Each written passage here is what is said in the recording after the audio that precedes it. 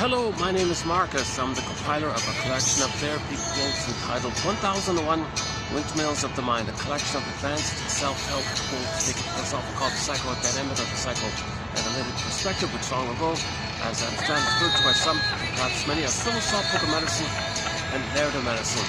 Even way back in ancient Greece, that term, kyklos, the Greeks recognized the phenomena of useless repetition.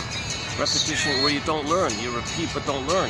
That phenomena of doing something over and over again, not learning, they call it, from a psychological point of view, they call it kyklos, just a new term just discovered. So we're looking for words to, as a mirror and to process so we can see ourselves, reflect upon ourselves, symbolize what's going on within. So the words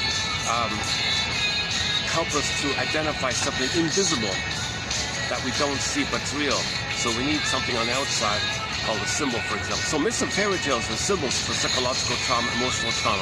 A whole myth, a whole fairy tale is a code for, symbolization for the trauma that takes place in the mind. So when the baby's traumatized, the mentation that's going on for the baby when he's traumatized, attachment trauma, weaning trauma, birth trauma, prenatal trauma, stress, some kind of strain trauma, ambient trauma, relational trauma, interpersonal trauma, and then he can't develop with all that trauma, developmental trauma. Inside his mentation is pre-linguistic, visual. So the sensations going on within is part of the brain called primary mentation, primary process, dream world, no time, things can flip-flop and shift, and morph, all these little elements flying around like that. The baby's brain is in that kind of place. So we recognize or we guess around over time what's going on within with trauma through the fairy tale. So either or is a common one. Good witch, bad witch, kind of, good mother, bad witch. And the mother's one person, but the baby perceives the mother's either or like that. So either or is a sign of trauma. So the fairy tales that do either or thinking, oppositional thinking, either or thinking, that's code for trauma like that.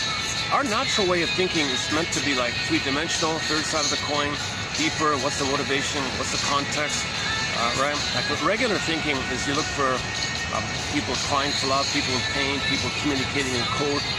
You look for the deeper human side of what's going on, not just label either or. That's what babies do. Babies will manage the pain with either or. The baby has no mind to think about the mother's positive intention. Mother's hurting him. No. Baby can't say, oh, mother's impaired. Oh, mother's impaired. She's got trauma. She's living in her past.